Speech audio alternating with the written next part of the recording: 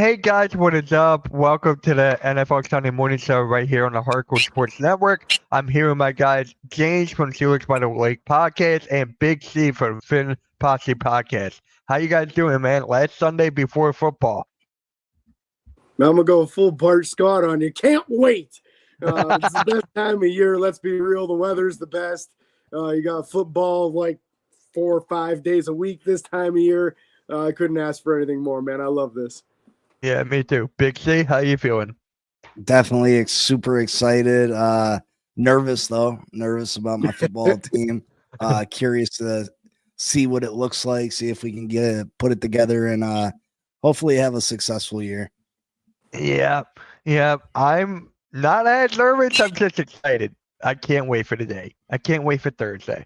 So let's just get this started by talking about Micah Parsons getting traded to Green Bay. We were talking about this a while back, and I'm like, I thought he was going to stay. I thought Jerry was not going to pull the trigger at all. But for a bag of chips, 2 first-round picks, like, James, let's start with for you, man. Where were you when the trade went down? I think I was here. I think I was at home, man. And one of my buddies that I do the podcast with texted the group and said, "Hey, it happened.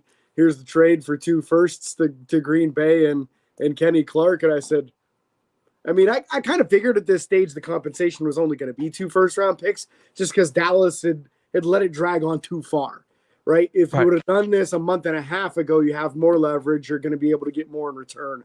But now the season's almost starting, and people know that you have to make a decision. Otherwise, he's going to start missing games and just sitting out on you. So that does force the value a little bit lower because of the urgency of the situation. Realistically, Green Bay, we all expect, I think most of us anyway, expect Green Bay to be very good as they have been, winning like 11, 12 games, which puts that pick probably in the mid to late 20s each of those years, which is back end of the first. That's not the greatest first round pick. It's almost second round at that point. So I feel like Green Bay definitely got the better end of this deal. Micah is one of the elite pass rushers and elite defenders in the whole league. So to lock him up at such a young age, and you're typically not going to get a pass rusher of that caliber late in the first anyway. I mean, once in a while that happens with a guy like TJ Watt, but it's rare that you luck out and getting one that late in the first that ends up that elite. So I think a tremendous move for Green Bay, and I think Jerry Jones needs to stop being a GM, man. He ain't good at it. No, keep him there. Keep him there, please. This is great for my division. Just keep him great there. for the rest of us, but man, for Cowboys fans, I'd be over this whole Jerry Jones being a GM thing. You know what's funny? One of my Cowboys friends on YouTube, he was siding with Jerry Jones because Micah Parsons was like all about the drama and everything, how he wanted the money and all that. I'm like, dude, he deserves that talk. He deserves that. So I'm like, I was just laughing at him on the phone. I'm like, dude, are you okay? Are you okay over there? So, yeah, Big C, how you feeling, man? I'm all right. I don't think anybody expected this trade to happen, right? You see these pass rushers threaten that they want to be traded, that, Myles Garrett, TJ Watt, even Hendrickson over with the Cincinnati Bengals. You never expect these guys to hit the open market or get traded because they're just too valuable. And especially at such a young age, one of the top probably 5 pass rushers in all of football, you just didn't expect it to happen. And for what they got for him, it just wasn't enough. I mean, if you take the 2 first-round draft picks to get someone of the caliber of Micah Parsons, you got to use a first-round draft pick just to draft a player, right? So that's, and the second one, I mean, you're getting a late-round pick. The Packers are probably going to be one of the better teams in the NFL. So, what are you getting, a late round first, early second round pick for a player of Micah Parsons' ability? That's just, I mean, it's not enough for me. But, I mean, in reality, the Cowboys weren't going to be competing for the division. I think I would tear it all the way down if I was Jerry Jones. I'd try to trade Dak Prescott. I would try to trade CeeDee Lamb and try to get all the assets you could possibly get and build for the future, because for the next couple seasons, it looks like it's Washington. Yeah. Bo, what's up, man? How you doing? Oh, doing all right. How's it going, guys? Good, good. I'm good. So we're just talking about Michael Parsons trade, man. How you feel about it? Yeah, I mean, obviously, if you're looking at it just from a player standpoint, it's not great. But you knew that Dallas wasn't going to do anything anyway, right? But when you look at how fractured that relationship was, even if they gave him the money at this point, it wasn't going to be a great relationship, right? Like it was going to be weird tension, probably some cancer in the room. Besides, you also now have other players that are there that have seen how this happened, right? So I don't think he wanted that reminder either, right? You want to have that success story when it comes to the contract of Dak still being in the room, whatever, right? So do I think they could have got more for him if they would have done it maybe pre-draft? Absolutely, right? I mean, but this is just the Dallas thing to absolutely fumble the bag when it comes to signing guys. So overall, they get an interior tackle, which they did need. They get a couple of ones, albeit they're going to be later because the Packers are going to be good. But there wasn't really a way forward for them to work together anymore. So I wasn't overly surprised about the trade. But at the end of the day, they really could have got more if they were just proactive about it. Yeah. So as you guys know, I'm a basketball fan at heart, so that's my number one sport. And it's the same year as the Luka Doncic trade. It's the same exact year that Luka and Michael Parsons both get traded. So I'm like, what is Dallas doing? Who knows? But for me, I said this on so many podcasts as of late. If I were them, I would rebuild as well. I would just take a step back, take a look what I have here, and it'd be like, where can we go from here? What's the next step? Maybe trade Dak, like Big C said, or something like that. I think it's time because their schedule right now is kind of tough. After yesterday, that late round first could be Arch, right? Like he looked awesome. Oh my God! Well, the reason that will never happen is Jerry Jones is 80 years old, right? You know what I mean? Yeah. He doesn't have necessarily the time for a rebuild. You know what I mean? These guys aren't trying to not. What's it do him any justice to try to rebuild 5 years down the road? You know what I mean? Yeah. Chances are you might not be here. You know what I mean? So yeah, he's not trying to hear that. And as long as Jerry Jones is in control of the team, you're gonna get this. Except if you're a Cowboys fan, he's going to live forever because he's ruining your team. It's not just that. Don't forget about his son too. Don't forget about his son. His son is still there. So it's going to be like and then it's going to pass on to his kids. It's going to be passed on to their kids. And then it's going to keep on going until it's like, can we sell this team and make money? That's where it's going to go. That's the thing, right? Like, does it get passed on that many times, or does it end up like the bus kids, where they're just like, let's get these billions and keep it pushing. Kind of reminds me of Al Davis with the Raiders, near the end. Right. He was calling all the shots, drafting Sebastian Janikowski in the first round, and the rest of the league was just laughing while Al did Al things, and now Jerry seems to be doing the same thing. Fun fact for you guys, George Pickens has the same agent as Micah Parsons, so don't expect him to be re-signing in Dallas either. Oh, wow. I was not aware of that. That is amazing. Yeah, that relationship between that organization and that agent is so fractured, there's no way Pickens stays after this year now. That is fantastic. So here's actually the schedule for the Cowboys here, because I was seeing online, like people were predicting 4 wins, 5 wins. That's basically where I am at with Dallas. So how many wins do you guys see that Dallas realistically getting this year? Like, is it 4 or 5, 6? Yeah, I think they can be better than that. Carolina's not going to be enough better to matter. The Jets you can win. The Giants, they'll probably split.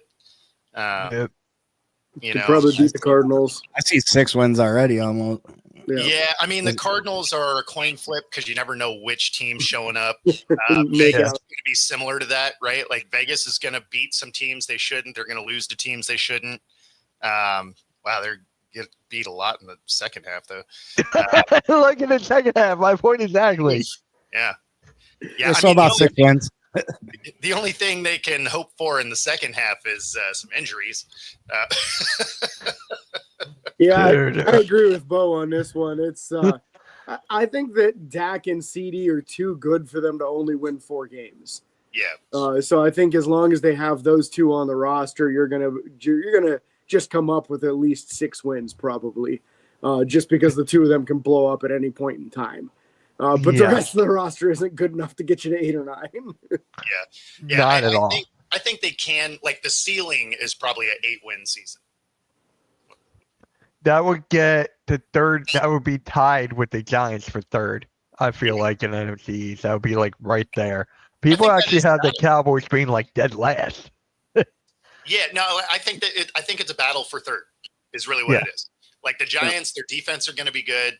The offense are, I don't know. We'll see. But but the defense should be, pretty solid for New York. So I think those two teams are going to battle for that third spot, which means who cares? But you got no faith in Russ? No, not really. Yeah. Yeah. So,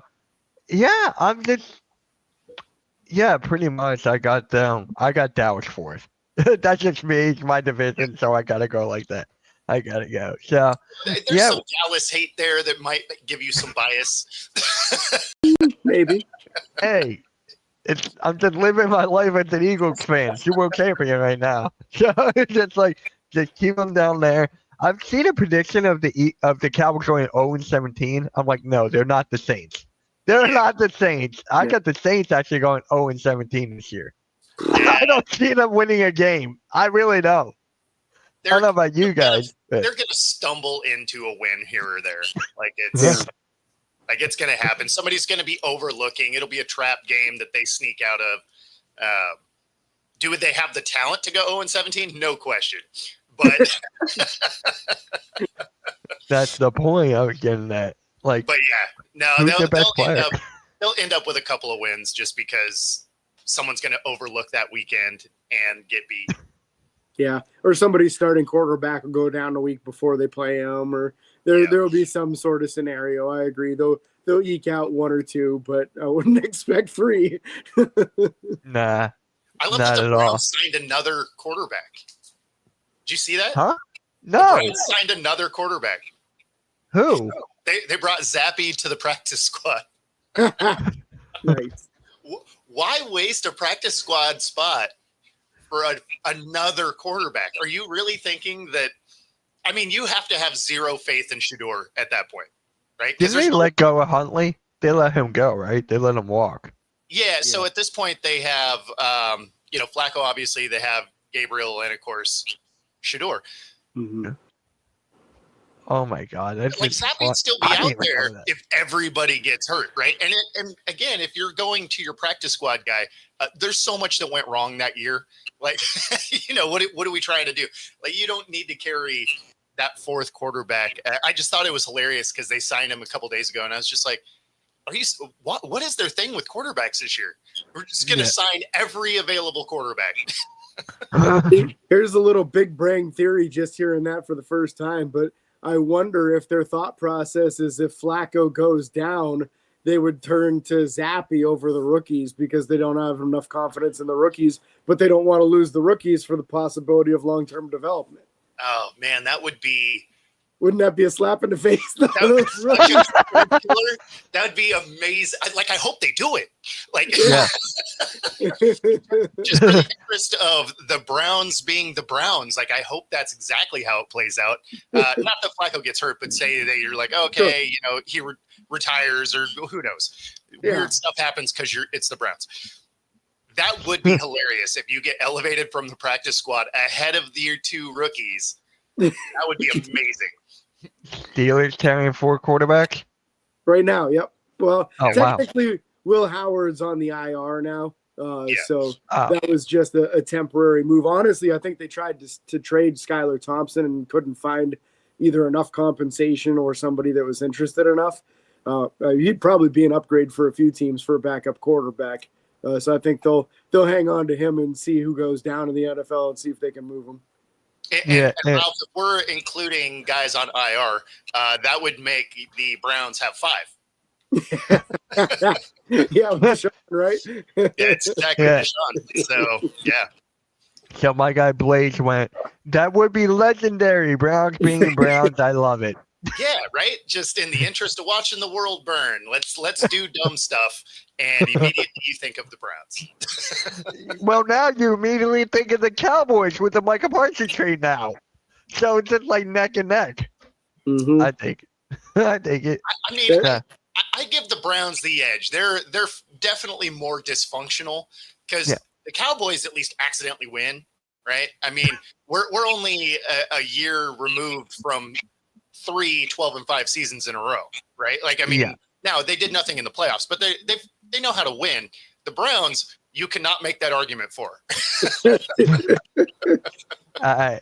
Let's get right into the standings predictions here. And guys, at the end of the season, we're going to go back and see who actually got the most right. So let's just get started here with the AFC East. And we're going to actually start with Bo here. So, Okay. Bo, who do you have winning the AFC East and so on and so forth? Let's see. Let me find my sheet. Don't start with me, actually. Let me find my sheet. Okay. I want to stay consistent between shows. All right, James, you would start off with you then. All right, fair enough. I think number one's easy. I'll take the Bills. I'll put Miami at number 2, New England 3, and the Jets in last place in this division. Okay. You know what? Here. And then, okay, what about you, Big C? What do you got? The AFC East. Yep. I mean, you got to pick the Bills until someone can prove that they can beat them, right? Okay. And then for the second spot, you're gonna go with your Miami there. Of course. Of course. All Of course. right. Who I mean, got if you look third? at the rest of the division, you know, people are bigger on Mike Vrabel than I am. You know, did he have success in Tennessee? Yeah.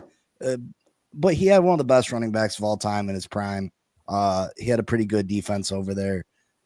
But they act like he has a bunch of Super Bowl titles under his belt. You know what I mean? I think the Patriots are still a year away from really being a decent team. They need to get some more offensive help. They don't have a lot of playmakers on that side of the ball. And then the Jets are the Jets. You know, Justin Fields is their quarterback. And, the Miami Dolphins won 8 games last year with Tua missing 6. If Tua can remain healthy, which is a big if, I expect them to be pushing for a playoff spot at the very least. All right. So you got New England third and Jets 4, or you guys all the way around?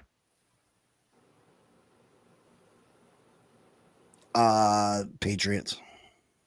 Okay.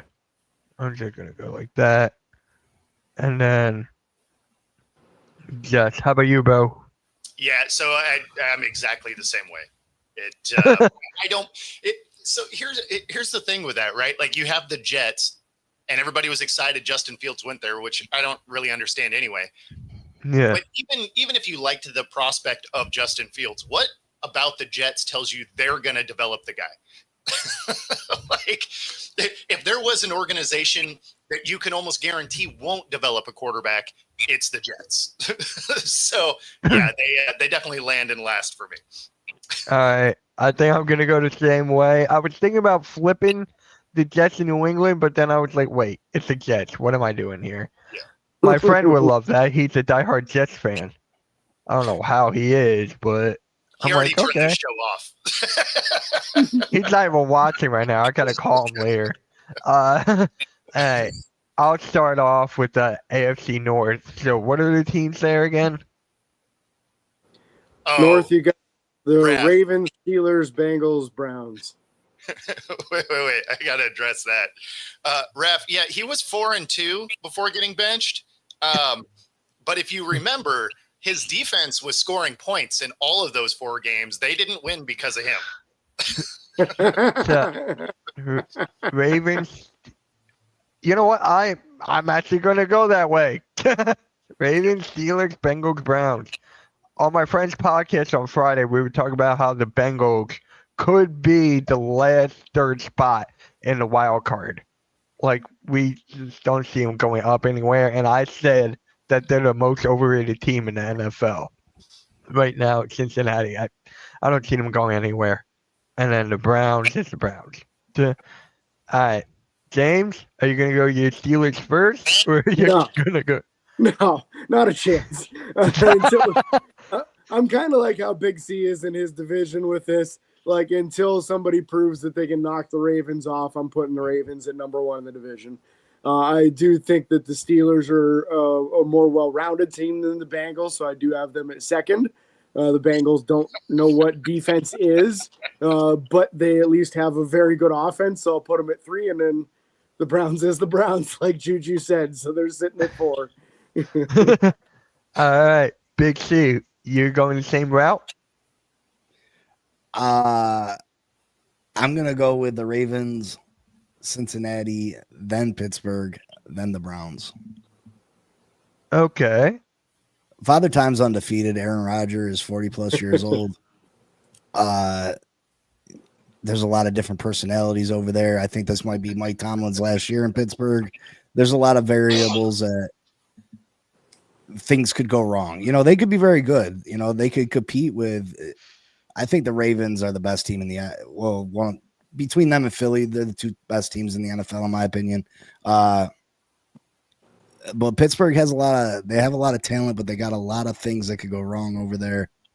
And Cincinnati's offense is just outrageous. So I think Cincinnati wins more games this year than what they did last year. And I think Even with that defense? Yeah, I think even with the defense, I mean, they can score 40, 45 points a game, you know, which they did last year. I think the defense will be a little bit better this year, which should be enough for them to be better. All right. And Bo, who you got?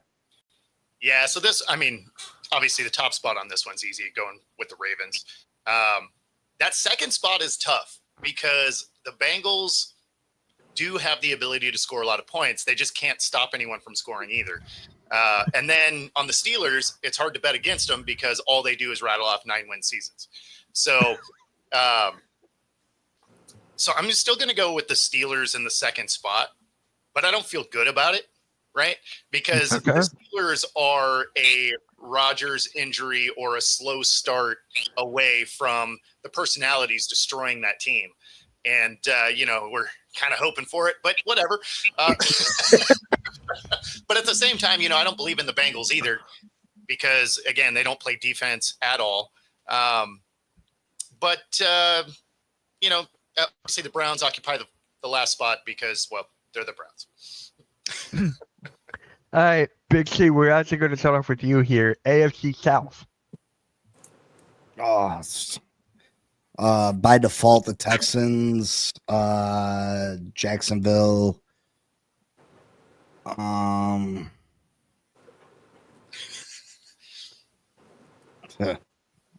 Exactly. Yeah. Yeah, man. Oh, man. Come on, you want Danny Dimes. I'm not sure. They're yeah. Man, probably the Colts and then Tennessee. All right. Okay. I think Cam Ward was Cam Ward, if this was any other draft, probably wouldn't even been a first-round draft pick. Exactly. Yeah. All right.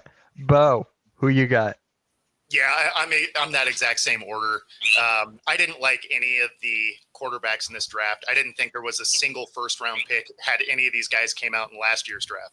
So the Titans need a lot of stuff still. The Colts,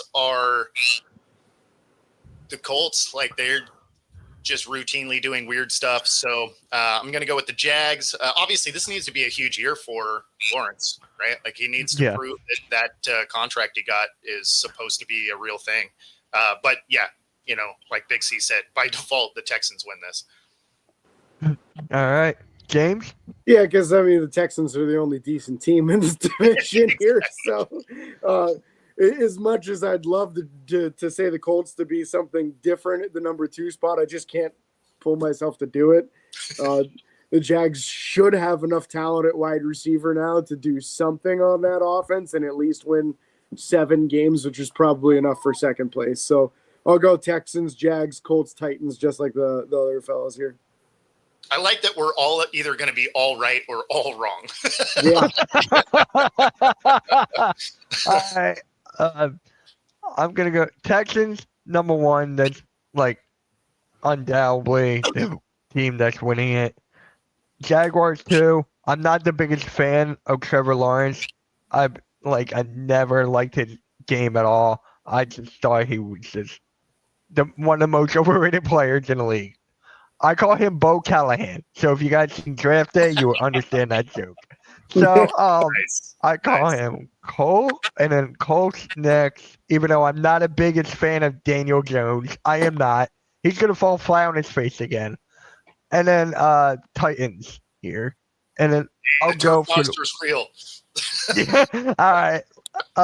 Who is it for the West? I got it right here. Denver, Chargers, Chiefs, Raiders. Okay. Huh. You know what? I can't. They're still going to take a step back, but I still got the Chiefs 1.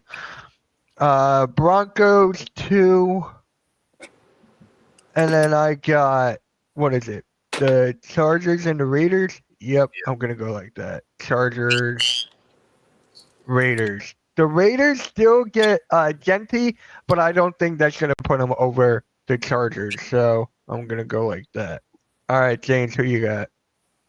Man, it's going to sound super unoriginal. I'm following on that one, too. I've got the Chiefs. The Broncos, I thought, showed enough that we should expect good things of them this upcoming season. And the Chargers, to me, are a lot better than what the Raiders are. Yeah. I feel like there's a pretty big gap between those top 3 and the Raiders. All right, Big C. I got Kansas City, then the Chargers, then Denver, then the Raiders. Gotcha.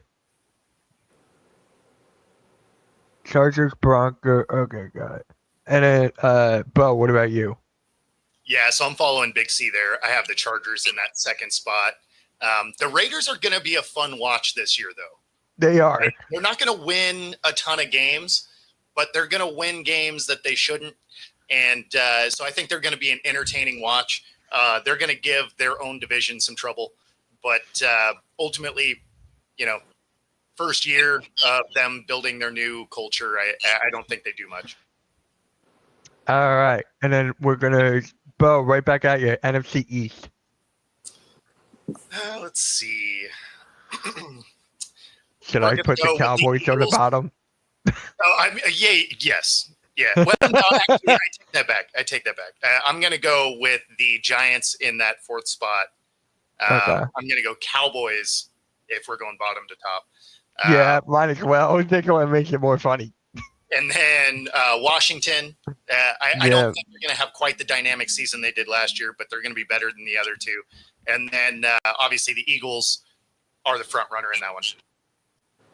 Yep. Big C, What are we on the NFC East? NFC East. Yep. Eagles, Washington, Giants, Dallas. Gotcha. All right. The Cowboys and the Giants, like that just feels like a coin flip to me.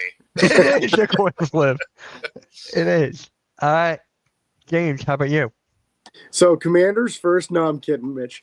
I don't care if you put Commander first, you'll be wrong there. But Attaboy. Attaboy. all right, you got Definitely. Eagles here. Okay. Yeah, I got Okay. Eagles in Washington. I'm going to go Giants in the 3 spot and Cowboys in the 4. I think they're just going to be kind of a mess now after this trade. All right. So for me, I'm going backwards. Cowboys, Giants, and I'll put Commanders here. And then my Eagles up here. Pretty self-explanatory there. And then the NFC South, or North. NFC North. Who is that again? North is Bears, Lions, Packers, Vikings. Oh, this is going to be a tough one. This is actually a tough one. I'm going Green Bay 1.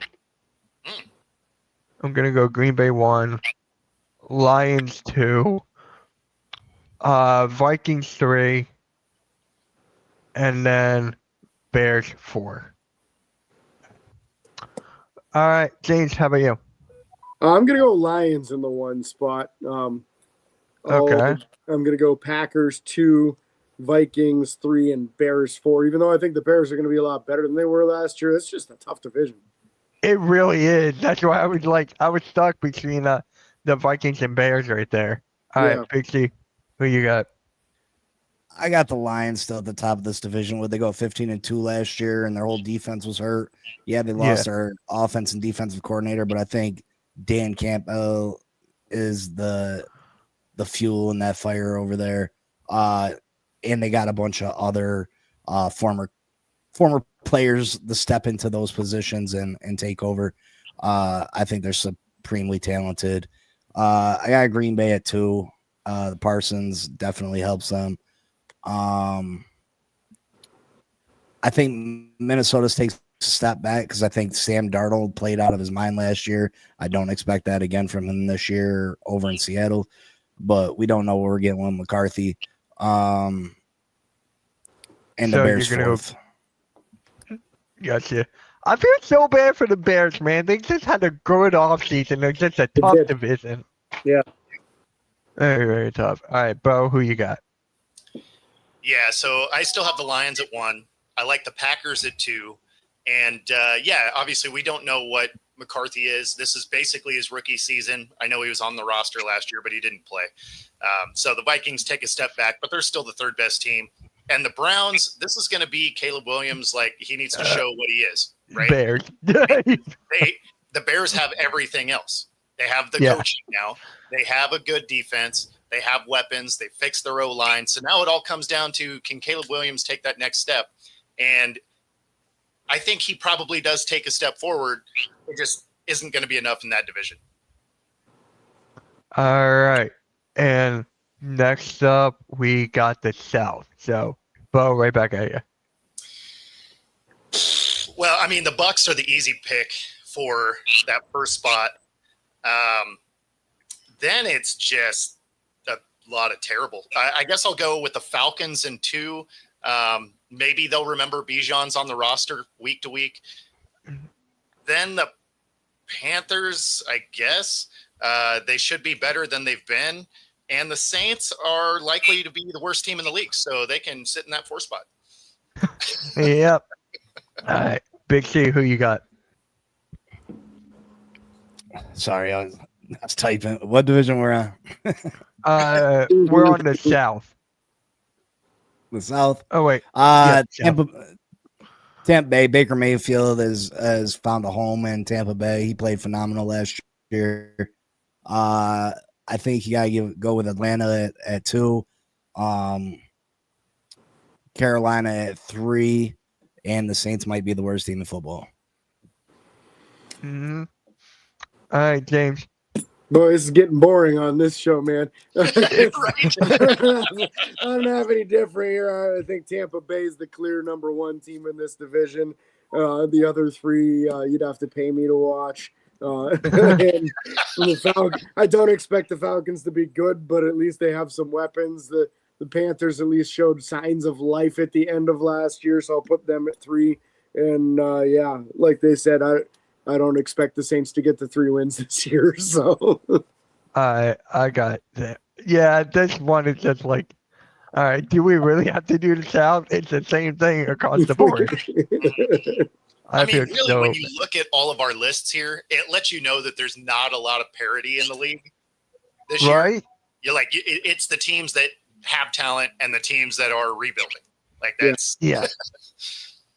All right. So NFC West, it's the Cardinals, Niners, Seattle, and the Rams. Yep. All right. Man, the first two are tough here. I might be going for. I'm gonna go 49ers here, depending on Christian McCaffrey. He can stay healthy. The Rams too. I got the Rams. Then it's gonna be the Seattle. Then it's gonna be the Cardinals there. I think. No, not Seattle. There we go. Man, I can't spell Seattle. Damn. And then we got the Cardinals here. All right, James. So it seems like it's every other year for the Niners that enough guys Right. stay healthy for them to make a run. So I'm going to gamble that this is the year that the Niners stay healthy enough to make a run. I'll put them at Okay. number 1, the Rams at 2, Seattle at 3, and Arizona bringing up the rear just because they're so inconsistent and unpredictable. Yeah. All right, Big C, who you got? I think it's a toss up between the Rams and the 49ers. The 49ers were so good the last few years up until last year with all the injuries, but they lost a lot of key pieces. We don't know if Christian McCaffrey is going to be healthy. So you don't know what you're going to get with them. The Rams were phenomenal. They almost knocked Philly out the playoffs last year. I think I'm going to have to go with the Rams, then San Francisco. Then Okay. and then it's who do you trust more, Kyler Murray or Sam Darnold? That's a toss up. I'm gonna go with Seattle though, and then the Cards. All right, and then Bo. Yeah, so I have the Rams 1. They are a really good team. I have Seattle 2. The Niners lost Debo. They lose a couple other key pieces. Ayuk is disappeared basically after signing his contract, and actually he's also hurt. The Niners are going to take a noticeable step back. I mean, they just went and grabbed MVS the day after Seattle cut him because they just needed more receiver depth. So, I don't expect the Niners to be what they've been over the last decade, really. I think they take a pretty major step back. Kudos to John Lynch, though. Like he's doing work to reload that team. It just won't be for this year. So I have them in that 3rd spot. And then the Cards, they have so much talent on that roster and yet somehow can't figure out how to consistently utilize it on the field. I mean, especially when you think of they had Marvin Harrison Jr. and there would be like first halves where he'd have 100 yards and you would never see another pass go to the guy. Like, they're just like, oh, you know what? We're playing good. Better shut that down. So yeah, the Cards will be that team that probably gets their whole staff fired again. Yeah, and Kyler Murray will be playing Call of Duty. So I'm just gonna say that right there. Hey, you know what? They need to put a side quest in there that is the playbook. Yeah. Right. Raphael, that's the wrong Bosa. The 49ers still got that Bosa. Yes. Yeah. So before we conclude this part, any changes you guys want to make to this, or are we all like sitting? I think I'm pretty good with mine. I mean, Especially they the haven't played a NFC snap- East, I'm good with mine. They haven't played a snap yet, so I mean, yeah. Yeah. Okay. I feel good about it. That may all change next week, but I could definitely see us next week and be like, okay, I'm gonna move this team here. I'm putting you last. I'm putting you first. So I could definitely see that. So turns out the yeah. Saints got relegated to the UFL, and all right, how many wins realistically do you guys see the Saints getting? 2. 2. I don't see any. I'm gonna go through I went through the schedule like 3 times, and I realistically don't see any. Oh, But, not necessarily because I think they should win them. I just think they accidentally win 2 games. Yeah. Yeah, Like I think what? they luck out and somebody's got a starting quarterback injured or somebody's wide receiver room is completely annihilated or something, and they just squeak out a couple of them. Raph, which I'm curious to teams see are the that. 5 I'm wins? curious. Hold on. Like, What? Yeah, I'm curious to see this. drop them in the chat, man. Like, which 5 wins are they getting? 5 wins? I think you're overestimating that. Right? The Saints and Panthers will have less wins than the 49ers combined. That's probably true, Steve-O. That is so true. All right, so he got the Panthers as 1. Okay. I think that's pretty much. I don't know. I got the Panthers winning that one. Yeah, it's funny though because that'll be a really competitive game. Might actually be a fun watch because both teams are terrible. So you Carolina got was Bryce- better at the end of the season last year. They were. They were. No, And and I that's why I still said Carolina will be better when we were going through the list. They'll definitely be better than they've been. They're still not a good team, but they'll be better. I still can't believe they traded Adam. Oh, yeah, we talked about Thielen. He's going to retire pretty much, right? He's like 35, 36. So that makes sense now. How he got traded out of Carolina back to Minnesota. So 2 wins might come out. What? Out of their division? I don't know. I got to see it to believe it, man. I got to see it to believe it because when I'm looking at it on paper, I don't see any. I'll give them 1. I'll give them 1 win. I don't know against who, but Saints play Tampa Bay tough. Well, they are in the division, so it makes sense. So that Yeah. does make sense. Anyways, yeah, if there's anything else you guys want to talk about for the 13 minutes, we can. If not, we could just call it early, be ready for next week. Because next week, we're going to have a lot to talk about. Next week, we're going to go through games, predictions, all that good stuff. So if you guys have anything to say, you guys can go and say it now. I'm going to put the predictions on Twitter so Okay. that everyone can see it. I'll tag you guys or whatever. Cool. So, any storyline predictions for the year? Got me. I could see things. Because we have a Dolphins fan on here, Zach Wilson lights it up in the 4 starts he gets. No. Yeah.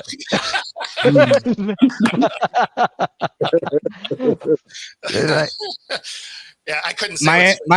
Miami shocks Buffalo week 3 in Buffalo. Woo. That's that early would be- enough in the year that I could see it. Yeah. Yeah, and then the next time you guys play will be the reverse. So, Arch Manning looked. Yeah, I didn't watch the game. I did not, but I heard he played awful. I heard it was like really bad. Yeah, it was like 50% throwing for like 170 yards, a touchdown, and a pick. Like it wasn't a great showing. It wasn't as bad as everybody's making it sound. They're just making it sound that bad because everybody was like, he's winning the Heisman before he played any real football yet. And I realized he got a couple of starts when Ewers went down, but I mean, it wasn't against any kind of juggernauts of teams. He gets to start off as a starter against Ohio State. So, I mean, Yeah. welcome to the league kind of thing. And it didn't look good. But that being said, Ohio State didn't exactly kill him either. It was a 14-7 game. Yeah. And So all place the production was Cowboys pretty beat much the Eagles fourth in the opener. Here comes the Phillies Heat. All right, so they're gonna. All right, so I see the Browns beating the Steelers. So we'll just go into that then. All right. And you're right, when too much hype for Manning. But you knew it was gonna be. Yeah. Did you see Yeah. when Peyton and Eli were reacting to it? The interception that went viral. That was hilarious. My God. Most of his production was in the fourth quarter of that game too, because I turned it on in like the third, and he only had like 38 yards passing, and so most of that 170 was in the fourth. So he did turn it on a little bit at the end there. Yeah. My assumption is that he probably didn't have much in the line of time for throwing the football game. So- James, did Purdy play better than Archie Manning then? In the very first drive, yes. And the rest of the game, no. I still can't believe that's his brother. That's Brock Purdy's brother. Yeah. That's hilarious to me. Yeah, his Oh, little yeah. brother playing starting QB for Nevada, and I'll give him credit. The kid's athletic. He is. Oh, yeah? quick. He's elusive. The problem is that Penn State has a defensive end and a defensive tackle that are expected to be top prospects next year, and they just terrorized that poor kid. I think Oh, Dennis no. Sutton had like 3 sacks in the game. The D tackle had an interception. Like he just the poor kid was running for his life. Oh, here's one that's kind of funny. Is so Shiloh Sanders, right? He gets released. Yeah, right. You know, not that that was a huge shock or anything, but then he throws that punch after getting bullied on a play, and they levied a fine for him today, or maybe last night, which means his NFL career will be negative money. That's funny. Because the fine will be probably as much as he earned during preseason. So Is that even possible? I didn't even think that was possible. well, it's because he swung, right? Yeah. You know, preseason they don't usually do like fines for hits and stuff like that. But if you swing, they'll still get you with those NFL fines. I didn't see exactly what the NFL fine was, but you don't make a lot in the preseason, especially as an undrafted guy. So there's a good chance that the fine was bigger than any of the money he made in the NFL. Yeah, Florida State. Yeah, they beat Bama, right? Florida State beat Bama. They beat him up. It was like What was the score to that? I gotta look that up. What was the score I to think that they game? doubled them. I think they had like double the points. Hold on, I gotta look at this now. All right, where are you? Do you guys think that the money that college players is ruining college football? I think it kind of ruined loyalty. Yep. Like you used to be able to bring a kid along and take a couple of years to develop them and have like that plan of succession where you've got your junior and you're going to start him for a couple of years, but he kind of had to earn his spot. And that's going away because, you can just take your NIL deal to this smaller school. They'll pay you everything that they've got available to pay to an NIL kid, and they'll start you when you probably aren't physically ready for the league yet. But yeah, I think it's more of a loyalty thing that got ruined than anything else. And honestly, I think the kids deserve the money. It's a $1 billion corporation.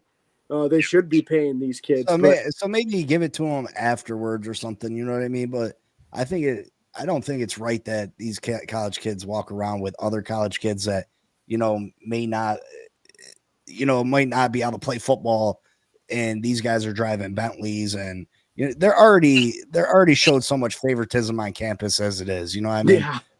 I mean, if you ever seen the video of Alabama where they got a separate cafeteria and they can go up and get steaks every day, and you know what I mean, where the rest of the student body has to go and eat the shit that they put out for them. You know what I mean? And I think it's ridiculous. I think it hurts professional football too, because these players are no longer like, oh my God, I'm becoming an NFL player. My dreams are coming true. I got this contract coming to me that, half these players can stay in college and make more money. Mm-hmm. Yeah. And I think you'll see some of that too. Some of these guys that are getting reports from those scouts that say, hey, you're not going to be a top 3 round NFL guy. You should stick around in college as long as you can. If you can get these NIL deals, you can probably make a couple million a year in NIL deals rather than your $800,000 a year as a back of the roster guy who might get cut. Well, and not even just that. You're watching the fact that they can't develop kids anymore because they don't even take the coaching. They're just like, oh, he said something bad to me. Let me jump in the portal now. Yeah. And in fact, Kirby Smart came out with it in a presser, I want to say a week ago now, where he's like, yeah, that they get offended when you try and coach them up. Like the kids aren't even accepting the coaching now. They're like throw their hands up and get offended because you're just like, hey, I need you to do this better or whatever. So it's do I think the NIL has ruined some stuff? For sure. Do I think the portal does more damage than any of it? Absolutely. Like the NIL, hey, you know what? These guys have been making money on these kids forever. So I'm not mad that they get some money out of it. But being able to just bounce out because, oh, I didn't get the playing time I wanted, rather than just like, hey, work, earn your spot. Now you're like, oh, I'm just going to leave. And that part I don't like. I also don't like that you can't, the transfer portal is open multiple times. So you can leave as you go into the playoffs and you're watching kids do it. Like, that's wild to me. Like, I wanted, like when you played, didn't you want to win? Wasn't that the thing? Like if I'm going into the playoffs, you know what I'm not doing is leaving. Yeah, I don't know.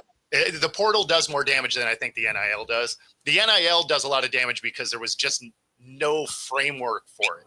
Like the NCAA is so good at ruining their own product that they're so reactive about absolutely everything. They're like, no, we're not going to do this. We're not going to do this. And then they're just like, okay, figure it out. And you're just like, that probably wasn't great. You had all these years of saying, we're not going to pay these kids. You probably could have came up with an idea that like helps bring it along in a way that makes sense instead of just opening Pandora's box and then being like, oh, why doesn't this work? It's like, well, because you guys are morons. Like, Well, let's be real. They're getting this education for free. That's putting them on a stage where they can show their abilities to go get a job at the next level. You know what I mean? And that's the new generation, that these attitudes.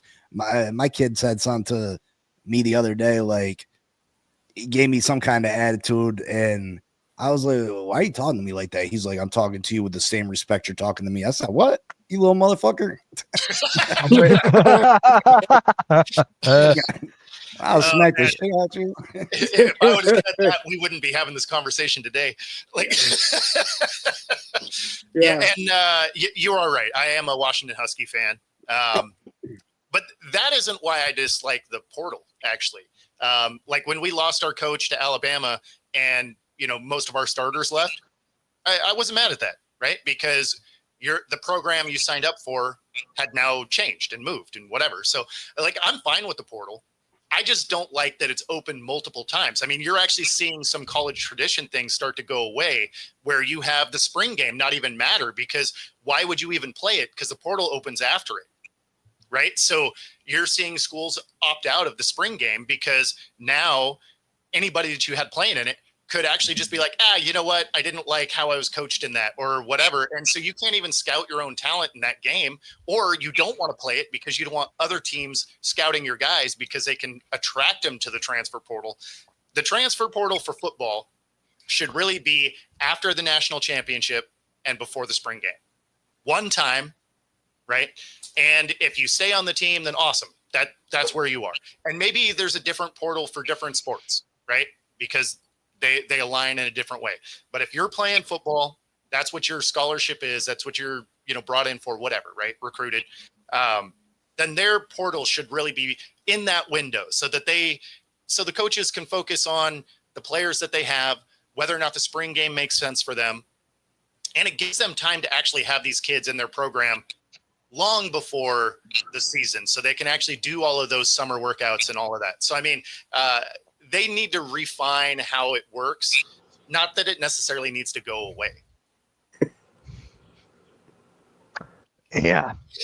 It's the same thing with the NIL deal for the NBA too, the NBA draft. And I feel like with that, it's not the same anymore. I mean, look at Cooper Flag, right? Number 1 pick. If he didn't go in, he would still got all this money and stuff to lay back on. So I'm like, they got a security blanket, which I like, but it's just like the effort is not there as much anymore. So that's the way I think it. You know, in the other sports, right? Women's basketball is a great example of this because the WNBA current pay structure isn't very good.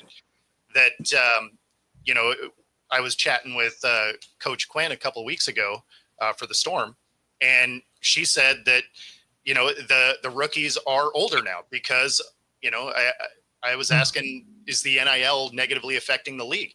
And yeah, right. Because a lot of those NIL deals can be more than what they're going to make as a base salary in the WNBA. Now that's going to change, but they're going to get a significant, you know, pay increase, but with their new TV deal. but yeah, I mean, as it sits right now, it makes more sense to stay in school if you have a good NIL program. Yeah. All right, guys. So that's going to conclude right here for the NFL Sunday Morning Show. Next Sunday, we got football. So next week's show is going to be a lot more stuff to talk about. So, Bo, what you got coming up, man? Yeah, just more WNBA coverage. I'll be back in the stadium. I was there last night. I'll be back in on Monday. And then it's a whole week of football. We get our Pick'em Championship rolling Thursday, and got some football, baby. Yeah. And then Big C, what about you? Just super excited for football. Doing my Fin Posse podcast, usually Monday through Friday, 10 a.m. Game Changers, Laces Out Live, usually Monday and Friday, 7 p.m. Eastern. But yeah, super excited for football. Can't wait. It's back, baby. Yeah. James. We just did our bold predictions show, so some off the wall stuff yesterday. So check that out on YouTube or anywhere you listen to podcasts. And about to go to twice a week, so we'll do a Monday recap show after games, and then Saturday morning shows talking about the upcoming game. Obviously, that changes anytime the games don't fall on a Sunday. Yeah, I was going to say, what if you play on a Thursday? Then everything moves up, buddy. Yeah. So for me, yeah, we got Eagles coming up. Make sure you guys tune into the wrestling show right after us, and then we got a football show after that. So make sure you guys tune in to the Hardcore Sports Network. Without further ado, hit that like, hit that subscribe, hit that notification bell, and we'll catch you all next week for football. Football's back, and my Eagles play on Thursday. So I'm waiting for Eagles versus Cowboys. Other than that, catch you guys later, man. Peace. Have a good one. Peace.